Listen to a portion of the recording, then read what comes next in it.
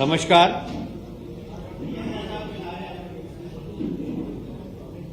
मुझे बहुत प्रसन्नता है कि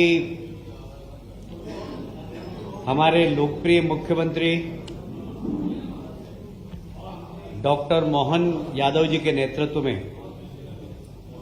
ये तीसरी कैबिनेट बैठक थी। पहली बैठक भोपाल में हुई थी, जिसमें माननीय मुख्यमंत्री जी और दोनों हमारे उप मुख्यमंत्री ने बैठकर तय की थी। दूसरी कैबिनेट मीटिंग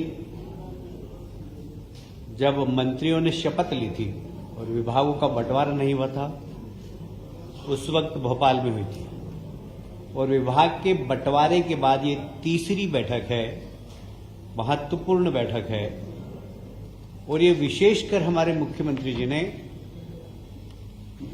रानी दुर्गावती और रानी अवंतिकाबाई लोधी के प्रति अपनी श्रद्धा समर्पित करते हुए जबलपुर में आयोजित की है। दोनों ही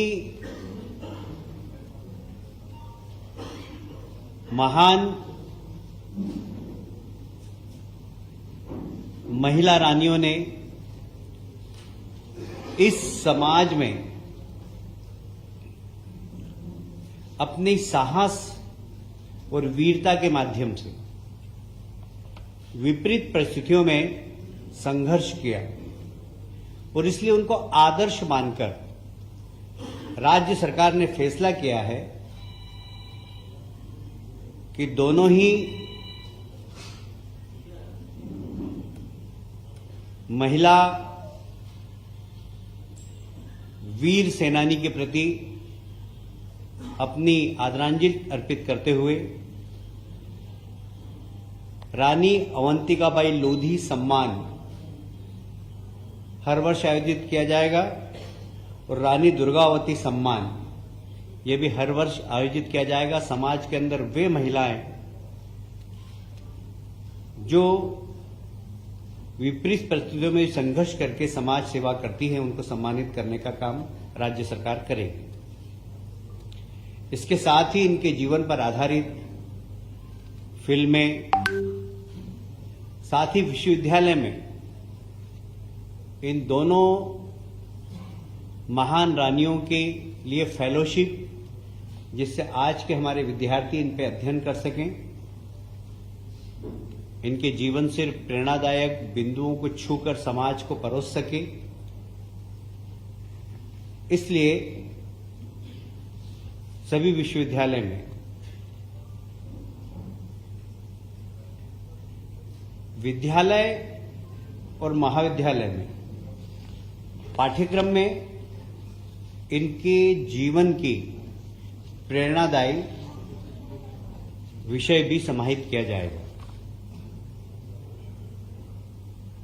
आप सभी जानते हैं, संकल्प 2023 ये हमने चुनाव के पहले जनता के बीच में पेश किया था और ये कहा था कि ये संकल्प भी है और मोदी गारंटी भी है। और इस मोदी गारंटी का सबसे महत्वपूर्ण बिंदु, जो कि समाज के अति पिछड़े वर्ग से आते हैं, हमारे आदिवासी भाई जो तेंदुपत्ता तोड़ते हैं, उन तेंदुपत्ता तोड़ने वाले हमारे आदिवासी भाइयों को प्रति मानक बोरा, जैसा कि हमने 2023 के संकल्प पत्र में घोषणा की थी, 4,000 रुपये प्रति बोरा के हिसाब से आज कैबिनेट में निर्णय लिया गया है। मैं आपको स्मरण करना चाहता हूं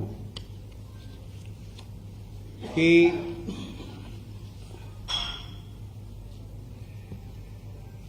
पहले ये 3,000 प्रति मानक बोरा थी, 2013 में 1250 प्रति मानक बोरा थी। हमने इसको बढ़ाकर 3,000 की थी और आप अब 4,000 कर रहे हैं। इससे राज्य सरकार को लगभग 165 करोड़ रुपए का अतिरिक्त भार होगा। एक और महत्वपूर्ण योजना, आप सभी जानते हैं, हमारे देश के प्रधानमंत्री के आग्रह पर पिछला वर्ष सारी दुनिया ने मिलेट्स वर्ष के रूप में मनाया और हमारे यहाँ के मिलेट्स को सारी दुनिया में प्रचारित करने का काम हमारे लोकप्रिय प्रधानमंत्री माननीय नरेंद्र मोदी जी ने किया है। मिलेट्स को श्री अन्न की नाम से माननीय प्रधानमंत्री जी ने इसको प्रचारित किया है और इसके लिए भी एक महत्वपूर्ण योजना रानी दुर्गावती श्री अन्न प्रोत्साहन योजना, यह एक बहुत महत्वपूर्ण योजना है। इसमें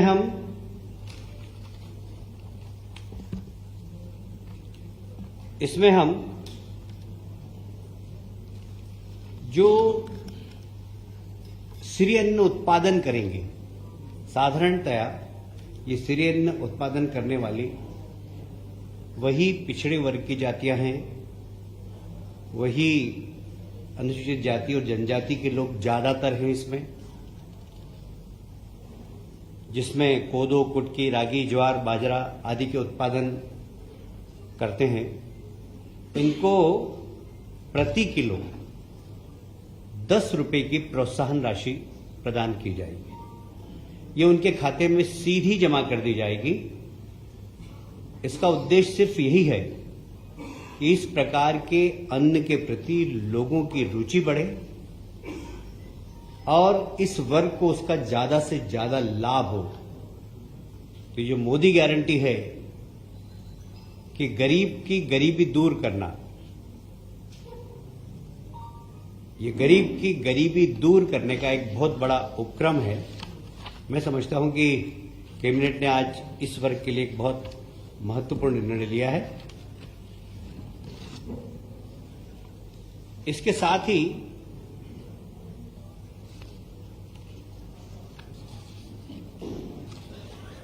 आप जानते हैं कि 2003 में हमारे प्रदेश में जो सिंचाई का रकबा था वो लगभग 7 लाख हेक्टेयर के आसपास था। आज लगभग 45 लाख हेक्टेयर के आसपास है। हम इसको आने वाले समय में 65 लाख हेक्टेयर तक ले जाने की कोशिश कर रहे हैं और इसी को ध्यान में रखते हुए आज 32,000 करोड़ की सिंचाई योजनाओं को अनुमति प्रदान की है। सड़क के मामले में भी मुझे याद है 2003 में मैं पीडब्ल्यूडी मिनिस्टर था। इस प्रदेश के अंदर मात्र 60,000 70,000 किलोमीटर सड़कें थी, वो भी गड्ढे वाली। सिर्फ मध्य प्रदेश में एक देवास बाईपास ऐसा था जिसमें एक भी गड्ढा नहीं था, बाकी सारी सड़कें गड्ढे वाली थी। आज की तारीख में हमारे पास 5,11,000 किलोमीटर सड़कें हैं, जिसमें कि अधिकांश में गड्ढे नहीं हैं। ये एक बहुत बड़ी सड़क की क्रांति भारतीय जनता पार्टी की सरकार ने पिछले 20 वर्षों में की। इसको और आगे बढ़ाते हुए मध्य प्रदेश की डबल इंजन की सरकार, केंद्र सरकार के सहयोग से लगभग 4,500 करोड़ की सड़कें और बनाने का निर्णय आज की मंत्रिमंडल की बैठक में लिया गया है। ये इंफ्रास्ट्रक्चर प्रदेश का बढ़ाने की दिशा में एक बहुत बड़ा कदम है। और कुछ आप सभी जानते हैं कि लगभग 100 वर्षों से ग्वालियर में ग्वालियर व्यापार मेला लगता है। ये सिंधिया राजघराने ने प्रारंभ किया था और लाखों की संख्या में वहां लोग आते हैं। उद्योग मंत्री था तब मैं देश तो ठीक है, आसपास के राज्य राजस्थान और उत्तर प्रदेश से भी लोग आते हैं। इस बार फिर से हमने ऑटोमोबाइल्स में 50% विक्रय कर पर छूट देने का निर्णय लिया है। अभी तक एवरेज यहां पर 500 करोड़ के आसपास का व्यवसाय होता है इस मेले में, जिसमें लगभग 300 करोड़ का व्यवसाय सिर्फ ऑटोमोबाइल्स का है। और ये सेंट्रल इंडिया का बहुत लोकप्रिय मेला है। इस मेले को प्रोत्साहन देने के लिए हमने विक्रय कर में भी लगभग 50% की छूट देने का काम किया है। इसको भी नहीं करना।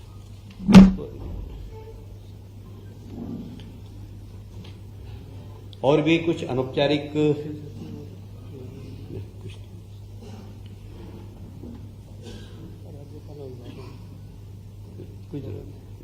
No need.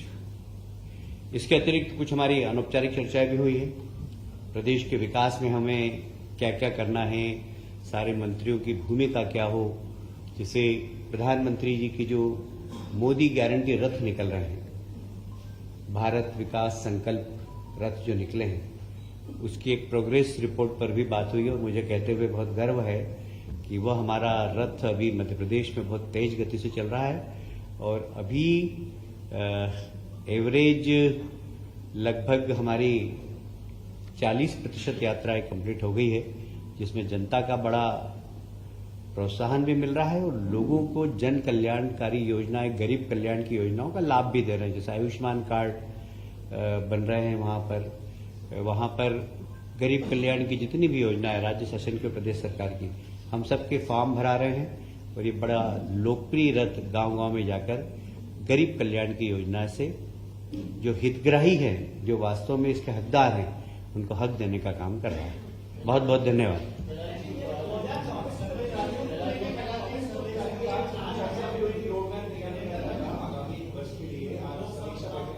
जी,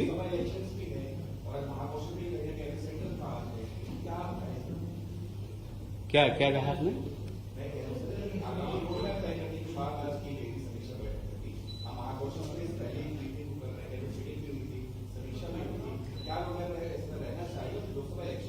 देखिए, इस विषय में कभी हम आपसे विस्तृत चर्चा करेंगे।